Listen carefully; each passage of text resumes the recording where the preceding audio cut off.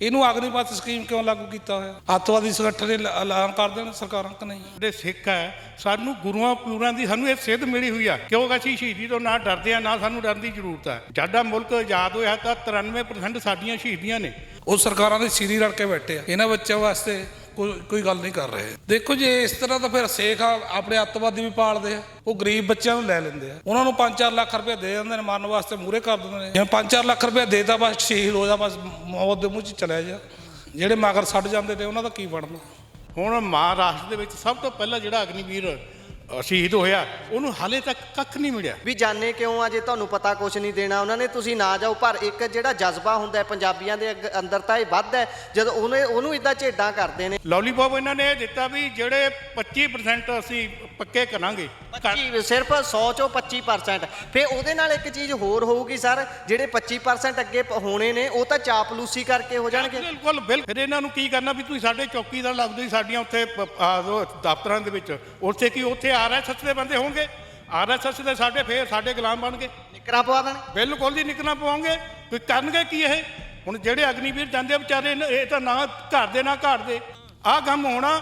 ਅਸੀਂ ਲੋਕਾਂ ਨੂੰ ਕਹਿੰਦਾ ਜਾਗੋ, ਲੋਕ ਜਾਗਦੇ ਨਹੀਂ। ਆਰੀਆ ਗੌਰਵ ਆਰੀਆ ਅੱਠਾ ਬੰਦਾ ਉਹ, ਜਿੰਨਾ ਗੁੰਮਰਾਹ ਕੀਤਾ ਸਾਡੇ ਪੰਜਾਬ ਦੇ ਬਾਰੇ, ਜਿੰਨਾ ਗਲਤ ਬੋਲਦਾ, ਗੌਰਵ ਆਰੀਆ ਇਹ ਜਾਂਦੇ।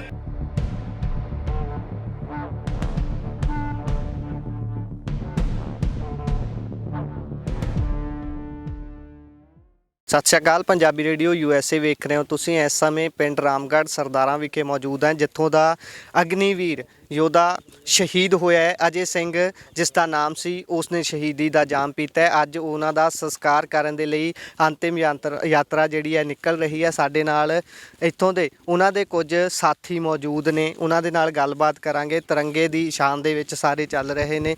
ਸੋ ਸਭ ਤੋਂ ਪਹਿਲਾਂ ਕੀ ਕਹਿਣਾ ਚਾਹੋਗੇ? ਤੁਹਾਡੇ ਇਲਾਕੇ ਦਾ ਇੱਕ ਯੋਧਾ ਸ਼ਹੀਦ ਹੋਇਆ ਹੈ, ਉਹ ਵੀ ਅਗਨੀਵੀਰ ਹੁੰਦਿਆਂ। ਤੇ ਗੱਲ ਜਦੋਂ ਕਰਦੇ ਆ, ਪਿੱਛੇ ਵੀ ਗੱਲ ਕਰ ਰਹੇ ਸੀ, ਉਹ ਕਹਿੰਦੇ ਸ਼ਾਇਦ ਸਾਡੇ ਪਿੰਡ ਦੇ ਵਿੱਚੋਂ ਪਹਿਲੀ ਹੀ ਸ਼ਹੀਦੀ ਹੈ ਫੌਜ ਦੇ ਵਿੱਚ। ਦੇਖੋ ਜੀ, ਪਹਿਲੇ ਨੰਬਰ 'ਤੇ ਤਾਂ ਜੋ ਅਜੇ ਸਿੰਘ ਸ਼ਹੀਦ ਹੋਏ ਨੇ ਉਹਨਾਂ ਨੂੰ ਅਮਰ ਸ਼ਹੀਦ ਦਾ ਦਰਜਾ ਮਿਲਣਾ ਚਾਹੀਦਾ। ਦੂਸਰੇ ਨੰਬਰ 'ਤੇ ਉਹਨਾਂ ਦੀ ਰਾਜ ਸਭਾ ਦੇ ਵਿੱਚ ਗੱਲ ਹੋਣੀ ਚਾਹੀਦੀ ਆ। ਜੋ ਵੀ ਉਹਨਾਂ ਦੇ ਮਾਂ-ਬਾਪ ਸ਼ੋਕ ਦਾ ਹੋਣਾ ਚਾਹੀਦਾ। ਸ਼ੋਕ ਵੀ ਹੋਣਾ ਚਾਹੀਦਾ। ਜੋ ਉਹਨਾਂ ਨੂੰ ਮਾਨ ਸਨਮਾਨ ਸਰਕਾਰ ਵੱਲੋਂ, ਪੰਜਾਬ ਸਰਕਾਰ ਵੱਲੋਂ ਮਿਲਣਾ ਚਾਹੀਦਾ। ਤੇ ਉਹ ਇਕਲੌਤਾ ਪੁੱਤ ਸੀ ਆਪਣੇ ਮਾਂ-ਬਾਪ ਦਾ, ਤੇ 6 ਭੈਣਾਂ ਦਾ ਇਕੱਲਾ ਭਰਾ ਸੀ। ਕੋਈ ਬਾਪ ਵੀ ਇੰਨਾ ਜ਼ਿਆਦਾ ਪਹੁੰਚੇ ਨਹੀਂ, ਮਿਹਨਤ ਮਜ਼ਦੂਰੀ ਕਰਨ ਵਾਲੇ ਸੀ। ਦੂਸਰੇ ਨੰਬਰ 'ਤੇ ਸਾਡੇ 34 MLA ਜਿੱਤੇ ਜਾਂਦੇ ਆ, SC ST OBC। ਦੇਖੋ ਉਹਨਾਂ ਨੂੰ, ਕਿਉਂਕਿ ਗਰੀਬ ਸਮਾਜ ਦਾ ਬੱਚਾ ਸੀ, ਇਹ ਵੀ SC ਪਰਿਵਾਰ ਨਾਲ ਸੰਬੰਧ ਸੀ, ਉਹਨਾਂ ਨੂੰ ਇਸ ਬਾਰੇ ਜ਼ਰੂਰ ਸੋਚਣਾ ਚਾਹੀਦਾ। ਤੇ 131 ਸਾਡੇ MP ਜਿੱਤ ਕੇ ਜਾਂਦੇ ਆ ਲੋਕ ਸਭਾ ਦੇ ਵਿੱਚ, ਉਹਨਾਂ ਨੂੰ ਵੀ ਜ਼ਰੂਰ ਵਿਚਾਰ ਕਰਨਾ ਚਾਹੀਦਾ। ਜੋ ਇਹਨੂੰ ਸਨਮਾਨ ਮਿਲਣਾ ਚਾਹੀਦਾ, ਉਹ ਲੋਕ ਸਭਾ ਦੇ ਵਿੱਚ ਵੀ ਆਵਾਜ਼ ਬੁਲੰਦ ਕਰਨੀ ਚਾਹੀਦੀ ਹੈ ਉਹਨਾਂ ਨੂੰ, ਕਿਉਂਕਿ ਉਹਨਾਂ ਦੇ ਸਮਾਜ ਦੇ ਵਿੱਚ ਵੀ ਇਹ ਗਰੀਬ ਬੱਚਾ, ਉਹ ਸਰਕਾਰਾਂ ਦੇ ਸਿਰੀ ਰਲ ਕੇ ਬੈਠੇ ਆ, ਇਹਨਾਂ ਬੱਚਿਆਂ ਵਾਸਤੇ ਕੋਈ ਗੱਲ ਨਹੀਂ ਕਰ ਰਹੇ। ਜੋ ਅਗਨੀਪਥ ਸਕੀਮ ਆ, ਅਸੀਂ ਇਹਦਾ ਵਿਰੋਧ ਕਰਦੇ ਹਾਂ। ਪਰ ਜਿਹੜੀ ਤੁਸੀਂ ਗੱਲ ਕਰਦੇ ਹੋ ਕਿ ਜੇ ਬਹੁਜਨ ਸਮਾਜ ਨਾਲ ਜਿਹੜੇ ਵੀ ਸੰਬੰਧ ਰੱਖਦੇ ਨੇ ਉਹ ਗੱਲ ਕਰਨ, ਪਰ ਗੱਲ ਇੱਥੇ ਇਹ ਹੈ ਵੀ ਜਿਹੜੀ ਅਗਨੀਵੀਰ ਯੋਜਨਾ ਹੈ ਤਾਂ ਯੋਜਨਾ ਹੀ ਇਹ ਕਹਿੰਦੀ ਹੈ ਵੀ ਬਹੁਤਾ ਕੁਝ ਨਹੀਂ ਮਿਲਣਾ, ਸਿਰਫ ਤਨਖਾਹ ਹੀ ਤਨਖਾਹ ਹੈ। ਜੇ ਸ਼ਹੀਦ ਵੀ ਹੋ ਗਿਆ ਉਹਨੂੰ ਵੀ ਬਹੁਤਾ ਕੁਝ ਹਾਸਲ ਨਹੀਂ ਹੋਣਾ। ਜੇ ਤੁਹਾਡੇ ਸਟੇਟ ਦੀ ਸਰਕਾਰ ਕੁਝ ਦੇਣਾ ਚਾਹੁੰਦੀ ਹੈ ਉਹ ਕਰ ਸਕਦੀ ਹੈ, ਪਰ ਸਟੇਟ ਦੀ ਸਰਕਾਰ ਨੇ ਵੀ ਇਸ ਵਾਰ ਮੁੱਖ ਮੰਤਰੀ ਭਗਵੰਤ ਮਾਨ ਹੋਣਾ ਨੇ ਕਿਹਾ ਵੀ ਜੋ ਬਣਦਾ ਸਰਦਾ ਉਹ ਕਰਾਂਗੇ। ਬਣਦਾ ਸਰਦਾ ਕਿੰਨਾ ਇਹ ਨਹੀਂ ਪਤਾ ਹਾਲੇ। ਦੇਖੋ ਜੇ ਇਸ ਤਰ੍ਹਾਂ ਤਾਂ ਫਿਰ ਸਿੱਖ ਆਪਣੇ ਅੱਤਵਾਦੀ ਵੀ ਪਾਲਦੇ ਆ, ਉਹ ਗਰੀਬ ਬੱਚਿਆਂ ਨੂੰ ਲੈ ਲੈਂਦੇ ਆ, ਉਹਨਾਂ ਨੂੰ 5-4 ਲੱਖ ਰੁਪਏ ਦੇ ਦਿੰਦੇ ਨੇ, ਮਾਰਨ ਵਾਸਤੇ ਮੂਹਰੇ ਕਰ ਦਿੰਦੇ ਨੇ। ਇਹਨੂੰ ਅਗਨੀਪਥ ਸਕੀਮ ਕਿਉਂ ਲਾਗੂ ਕੀਤਾ ਹੋਇਆ? ਇਹਨਾਂ ਨੂੰ ਅੱਤਵਾਦੀ ਸੰਗਠਨ ਦੇ ਐਲਾਨ ਕਰ ਦੇਣ ਸਰਕਾਰਾਂ ਕਿ ਨਹੀਂ? ਜਿਵੇਂ 5-4 ਲੱਖ ਰੁਪਏ ਦੇਤਾ ਬਸ ਸ਼ਹੀਦ ਹੋ ਜਾ, ਬਸ ਮੌਤ ਦੇ ਮੂੰਹ 'ਚ ਚਲਿਆ ਜਾ। ਜਿਹੜੇ ਮਗਰ ਛੱਡ ਜਾਂਦੇ ਨੇ ਉਹਨਾਂ ਦਾ ਕੀ ਬਣਦਾ? ਸੋਚਣਾ ਨੇ ਵਿਚਾਰਾ ਨਹੀਂ ਹੈ।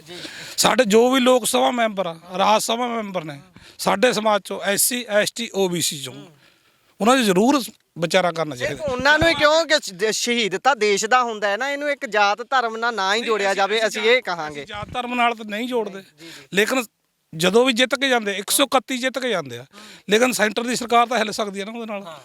ਉਹਨਾਂ ਨੂੰ ਵਿਚਾਰ ਤਾਂ ਕਰਨੀ ਚਾਹੀਦੀ ਹੈ ਵੀ ਸਾਡੇ ਸਮਾਜ ਨਾਲ ਧੱਕਾ ਹੋ ਰਿਹਾ, ਵੀ ਸਾਡੇ ਸਮਾਜ ਨਾਲ ਧੱਕਾ ਹੋ ਰਿਹਾ। ਹੁਣ ਜਿਹੜਾ ਇਹ ਬੱਚਾ ਛੱਡ ਗਿਆ, 6 ਭੈਣਾਂ ਛੱਡ ਗਿਆ ਪਿੱਛੇ, ਬਜ਼ੁਰਗ ਮਾਂ ਬਾਪ ਛੱਡ ਗਿਆ, ਉਹ ਮਜ਼ਦੂਰੀ ਵੀ ਨਹੀਂ ਕਰ ਸਕਦੇ ਉਹ ਤਾਂ ਵਿਚਾਰੇ। ਚਾਹੀਦਾ ਹੈ ਕਿ ਸਰਕਾਰਾਂ ਇਹਨਾਂ ਦੀ ਰੋਟੀ ਦਾ ਸਾਧਨ ਘੱਟੋ ਘੱਟ ਕੋਈ ਵਸੀਲਾ ਕਰਨ ਇਦਾਂ ਦਾ। ਹਾਂਜੀ ਬਿਲਕੁਲ ਬਿਲਕੁਲ। ਪਰਿਵਾਰ ਦੇ ਵਿੱਚ ਇੱਕ ਨੂੰ ਹਾਂ, ਨੌਕਰੀ ਨੌਕਰੀ ਮਿਲਣੀ ਚਾਹੀਦੀ ਹੈ ਸਰ। ਇੱਕ ਵਾਰ ਇੱਧਰ ਭਾਈ ਸਾਹਿਬ ਦੇ ਵਿਚਾਰ ਲੈ ਲਈਏ ਬਜ਼ੁਰਗਾਂ ਦੇ, ਜੀ ਕੀ ਕਹਿਣਾ ਚਾਹੁੰਦੇ ਹੋ? ਦੇਖੋ ਜੀ, ਇਹ ਜੋ ਅਗਨੀਵੀਰ ਸਾਡਾ ਬੇਟਾ ਸ਼ਹੀਦ ਹੋਇਆ, ਜੀ ਜੀ ਸਰਕਾਰਾਂ ਨੂੰ ਚਾਹੀਦਾ ਵੀ ਜਿਹੜੇ ਅਗਨੀਵੀਰ ਆ ਉਹਨਾਂ ਨੂੰ ਪੂਰਾ ਮੁਆਵਜ਼ਾ ਮਿਲਣਾ ਚਾਹੀਦਾ।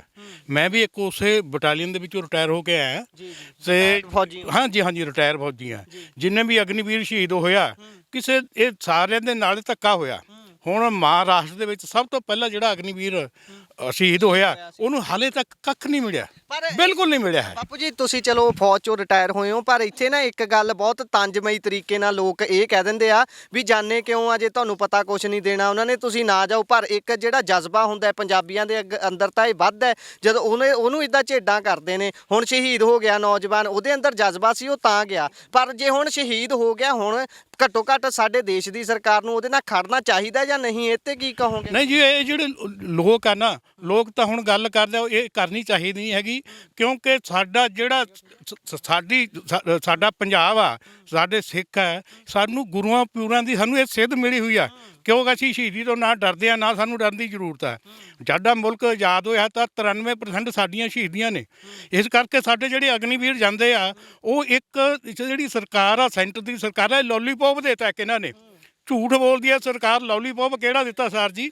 ਲੋਲੀਪੌਪ ਇਹਨਾਂ ਨੇ ਇਹ ਦਿੱਤਾ ਵੀ ਜਿਹੜੇ 25% ਅਸੀਂ ਪੱਕੇ ਕਰਾਂਗੇ। 25 ਸਿਰਫ 100 ਚੋਂ 25%। ਫਿਰ ਉਹਦੇ ਨਾਲ ਇੱਕ ਚੀਜ਼ ਹੋਰ ਹੋਊਗੀ ਸਰ, ਜਿਹੜੇ 25% ਅੱਗੇ ਹੋਣੇ ਨੇ ਉਹ ਤਾਂ ਚਾਪਲੂਸੀ ਕਰਕੇ ਹੋ ਜਾਣਗੇ। ਬਿਲਕੁਲ ਬਿਲਕੁਲ ਜੀ। ਹੁਣ ਜਿਹੜੇ ਉਹਨਾਂ ਦੇ ਕੁੱਤੇ ਟਹਿਲਾਉਂਦੇ ਆ, ਉਹ ਉਹਨਾਂ ਨੇ ਰੱਖ ਲੈਣੇ ਆ। ਉਦੋਂ ਬਾਅਦ ਜਿਹੜੇ ਰਿਟਾਇਰ ਹੋ ਗਿਆ, ਫਿਰ ਇਹਨਾਂ ਨੂੰ ਕੀ ਕਰਨਾ ਵੀ ਤੁਸੀਂ ਸਾਡੇ ਚੌਕੀਦਾਰ ਲੱਗਦੇ ਸੀ ਸਾਡੀਆਂ ਉੱਥੇ ਦਫ਼ਤਰਾਂ ਦੇ ਵਿੱਚ। ਉੱਥੇ ਕੀ ਉੱਥੇ RSS ਦੇ ਬੰਦੇ ਹੋਣਗੇ? RSS ਦੇ ਸਾਡੇ ਫੇਰ ਸਾਡੇ ਗੁਲਾਮ ਬਣ ਗਏ। ਨਿਕਰਾਂ ਪਵਾ ਦੇਣਗੇ। ਬਿਲਕੁਲ ਜੀ, ਨਿਕਲਣਾ ਪਵਾਉਂਗੇ। ਕੋਈ ਕਰਨਗੇ ਕੀ ਇਹ? ਹੁਣ ਜਿਹੜੇ ਅਗਨੀਵੀਰ ਜਾਂਦੇ ਆ ਵਿਚਾਰੇ, ਇਹ ਤਾਂ ਨਾ ਘਰ ਦੇ ਨਾ ਘਾਟ ਦੇ, ਤੇ ਫਿਰ ਇਹਨਾਂ ਨੂੰ ਉੱਥੇ ਦਫ਼ਤਰਾਂ 'ਚ ਕਢਾਉਣਗੇ। ਉੱਥੇ ਜਦੋਂ ਮੇਰੇ ਵਰਗਾ ਤੁਹਾਡੇ ਵਰਗਾ ਜਾਊ, ਮਾਰੋ ਗੋਲੀ ਇਹਨਾਂ ਦੇ। ਇਹ ਤਾਂ ਦੇਸ਼ ਧਰੋਹੀ ਆ। ਆਹ ਕੰਮ ਹੋਣਾ। ਅਸੀਂ ਲੋਕਾਂ ਨੂੰ ਕਹਿੰਦਾ ਜਾਗੋ, ਲੋਕ ਜਾਗਦੇ ਨਹੀਂ। ਇਹਦਾ ਵਿਰੋਧ ਕਰਨਾ ਚਾਹੀਦਾ ਅਗਨੀਵੀਰ ਦਾ। ਬਾਪੂ ਜੀ ਹੁਣ ਆਪਾਂ ਥੋੜੇ ਮਹੀਨਿਆਂ 'ਚ 3-4 ਇਦਾਂ ਦੇ ਦੇਖ ਲਏ ਹਾਦਸੇ, ਜਿਹਦੇ ਦੇ ਵਿੱਚ ਪੰਜਾਬ ਦਾ ਅਗਨੀਵੀਰ, ਪੰਜਾਬ ਦੇ ਯੋਧੇ ਸ਼ਹੀਦ ਹੋ ਰਹੇ ਨੇ ਅਗਨੀਵੀਰ ਦੇ ਰੂਪ 'ਚ। ਵੈਸੇ ਤਾਂ ਮੈਨੂੰ ਲੱਗਦਾ ਹਰੇਕ ਮਹੀਨੇ ਸਾਡੇ ਪੰਜਾਬ ਦੇ ਵਿੱਚ ਇੱਕ ਸ਼ਹੀਦ, ਇੱਕ ਲਾਸ਼ ਆਉਂਦੀ ਹੈ ਫੌਜੀ ਦੀ। ਪਰ ਸਾਡੇ ਸਿਰ ਤੇ ਬਹੁਤ ਜਲਦੀ ਤੋਹਮਤ ਮੜ ਦਿੱਤੀ ਜਾਂਦੀ ਹੈ ਕਿ ਇਹ ਤਾਂ ਜੀ ਦੇਸ਼ ਵਿਰੋਧੀ ਨੇ, ਪੰਜਾਬ ਨੂੰ ਦੇਸ਼ ਵਿਰੋਧੀ ਦਿਖਾਇਆ ਜਾਂਦਾ ਵੱਡੇ ਪੱਧਰ ਤੇ। ਪਰ ਸਭ ਤੋਂ ਵੱਧ ਯੋਗਦਾਨ ਫੌਜ ਦੇ ਵਿੱਚ ਪੰਜਾਬੀਆਂ ਦਾ। ਤੁਸੀਂ ਤਾਂ ਫੌਜ ਦੇ ਵਿੱਚ ਰਹੇ ਹੋ, ਫਿਰ ਪੰਜਾਬ ਦੇ ਨਾਲ ਇਹ ਵਿਤਕਰਾ ਕਿਉਂ ਕੀਤਾ ਜਾਂਦਾ? ਹੁਣ ਆ ਨਹੀਂ ਦਿਸਦੀਆਂ ਉਹਨਾਂ ਨੂੰ ਘਟਨਾਵਾਂ? ਇਹ ਜਿਹੜੇ ਇਹਨਾਂ ਦੇ ਬੰਦੇ ਆ, ਜਿਸ ਤਰ੍ਹਾਂ ਹੁਣ ਤੁਹਾਨੂੰ ਸਾਰਿਆਂ ਨੂੰ ਪਤਾ, ਜਿੰਨੇ ਵੀ ਬੰਦੇ ਖੜੇ ਆ, ਇੱਕ ਇੱਥੇ ਮੇਜਰ ਕੀ ਆ, ਗੌਰਵ ਆਰੀਆ, ਝੂਠਾ ਬੰਦਾ ਉਹ, ਜਿੰਨਾ ਗਮਰਾਹ ਕੀਤਾ ਸਾਡੇ ਪੰਜਾਬ ਦੇ ਬਾਰੇ, ਜਿੰਨਾ ਗਲਤ ਬੋਲਦਾ। ਗੌਰਵ ਆਰੀਆ ਇਹ ਜਾਂਦੇ ਲਗਾਮ। ਮੇਜਰ ਵੀ ਨਹੀਂ ਰਿਹਾ, ਪਤਾ ਨਹੀਂ ਰਿਹਾ। ਉਹ ਤਾਂ ਬੇਕਾਰ ਬੰਦਾ ਜੀ। ਉਹ ਪਤਾ ਨਹੀਂ, ਉਹ RSS ਦਾ ਬੰਦਾ। ਉਹਨੇ ਜੋ RSS ਕਹਿੰਦੀ ਉਹਨੇ ਉਹ ਕਰਨਾ। ਇਸ ਕਰਕੇ ਸਾਡੇ ਲੋਕਾਂ ਨੂੰ ਜਾਗਣਾ ਚਾਹੀਦਾ। ਜਿਹੜਾ ਆਰੀਆ ਇਹੋ ਜਿਹੇ ਬੰਦੇ ਦਾ ਵਿਰੋਧ ਕਰਨਾ ਚਾਹੀਦਾ।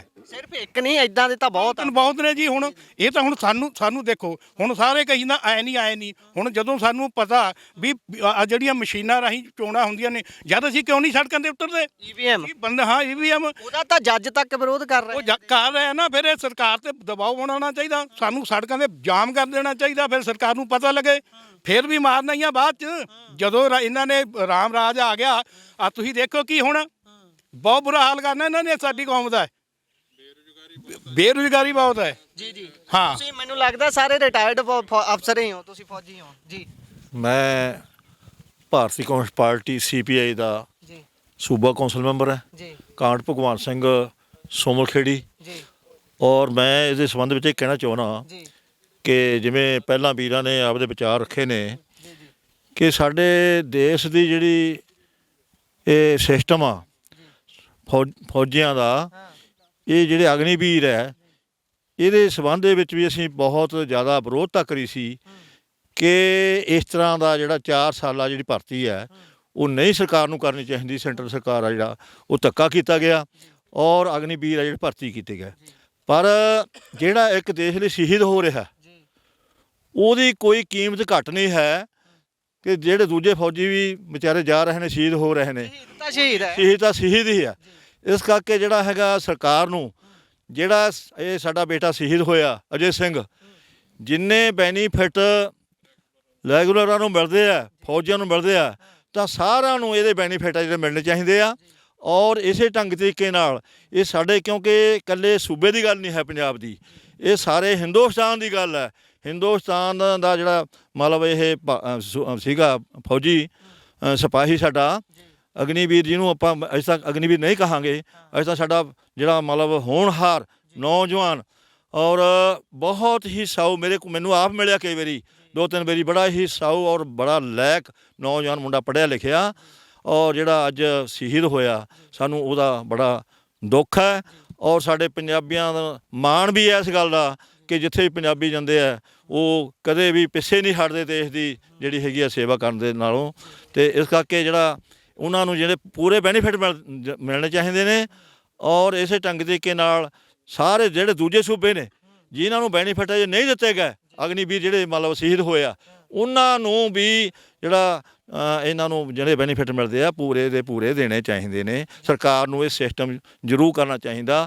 ਔਰ ਜਿਹੜੇ ਅਗਨੀਵੀਰ ਜਿਹੜੇ ਭਰਤੀ ਕਰੇ ਗਏ ਨੇ, ਇਹਨਾਂ ਨੂੰ ਵੀ ਜਿਹੜੀਆਂ ਤਨਖਾਹਾਂ ਘੱਟ ਮਿਲਦੀਆਂ ਨੇ, ਇਹਨਾਂ ਨੂੰ ਉਸ ਢੰਗ ਤਰੀਕੇ ਨਾਲ ਜਿਹੜਾ ਹੈਗਾ ਪੂਰੀਆਂ ਤਨਖਾਹਾਂ ਮਿਲਣੇ ਚਾਹੀਦੇ ਨੇ, ਪੂਰੇ ਬੈਨੀਫਿਟ ਮਿਲਣੇ ਚਾਹੀਦੇ ਨੇ। ਇਹ ਮੈਂ ਕਹਿਣਾ ਚਾਹੁੰਦਾ ਸੀ ਜੀ। ਬਹੁਤ ਬਹੁਤ ਧੰਨਵਾਦ। ਸੋ ਦੇਖ ਸਕਦੇ ਹੋ ਕਿ ਸਾਰੇ ਇਹ ਆਖ ਰਹੇ ਨੇ ਕਿ ਜਿਹੜਾ ਇਹ ਸ਼ਹੀਦ ਹੋਇਆ ਵਿਅਕਤੀ, ਇਹ ਬੇਸ਼ੱਕ ਅਗਨੀਵੀਰ ਯੋਜਨਾ ਦੇ ਤਹਿਤ ਸੀ, ਪਰ ਰਾਖੀ ਤਾਂ ਪੂਰੇ ਭਾਰਤ ਦੀ ਕਰ ਰਹੇ ਸੀ ਨਾ। ਐਂ ਤਾਂ ਨਹੀਂ ਸੀ ਕਿ ਜੇ ਉਹ ਅਗਨੀਵੀਰ ਭਰਤੀ ਹੋਏ ਨੇ ਤਾਂ ਉਹ ਬਹੁਤ ਘੱਟ ਖੇਤਰ ਦੀ ਜਾਂ ਫਿਰ ਇਕੱਲੇ ਪੰਜਾਬ ਦੀ ਰਾਖੀ ਕਰ ਰਹੇ ਸੀ। ਸੇਵਾ ਤਾਂ ਦੇਸ਼ ਦੀ ਵਿੱਚ ਹੀ ਜਾਨ ਜਾਂਦੀ ਹੈ ਨਾ ਉਹਨਾਂ ਦੀ। ਸੋ ਇਸ ਦੇ ਲਈ ਜਿਹੜਾ ਹੁਣ ਫਰਜ਼ ਉਹਨਾਂ ਨੇ ਨਿਭਾਇਆ ਹੈ ਆਪਣਾ, ਇੱਕ ਸ਼ਹੀਦ ਹੋ ਕੇ, ਉਸ ਤੋਂ ਬਾਅਦ ਹੁਣ ਦੇਸ਼ ਦਾ ਵੀ ਫਰਜ਼ ਬਣਦਾ ਹੈ। ਦੇਸ਼ ਦੇ ਵਿੱਚ ਜਿਹੜੀਆਂ ਸਰਕਾਰਾਂ ਚੁਣੀਆਂ ਜਾਂਦੀਆਂ ਨੇ, ਜਿਨ੍ਹਾਂ ਦਾ ਕੰਮ ਹੁੰਦਾ ਹੈ ਪਾਲਿਸੀ ਬਣਾ ਕੇ ਲੋਕਾਂ ਦੇ ਜੀਵਨ ਨੂੰ ਸੁਖਾਲਾ ਕਰਨਾ, ਲੋਕਾਂ ਨੂੰ ਇੱਕ ਤੰਦਰੁਸਤ ਜੀਵਨ ਮੁਹੱਈਆ ਕਰਾਉਣਾ, ਹੁਣ ਉਹਨਾਂ ਦਾ ਫਰਜ਼ ਬਣਦਾ ਹੈ ਕਿ ਜੇ ਕਿਸੇ ਨੇ ਇਸ ਤਰੀਕੇ ਨਾਲ ਜਾਨ ਗਵਾਈ ਹੈ ਤਾਂ ਉਸ ਦਾ ਜਿਹੜਾ ਉਹ ਚਲੋ ਜਾਨ ਦਾ ਮੁੱਲ ਤਾਂ ਨਹੀਂ ਪਾਇਆ ਜਾ ਸਕਦਾ, ਪਰ ਪਰਿਵਾਰ ਨੂੰ ਜਿੰਨੇ ਕੁ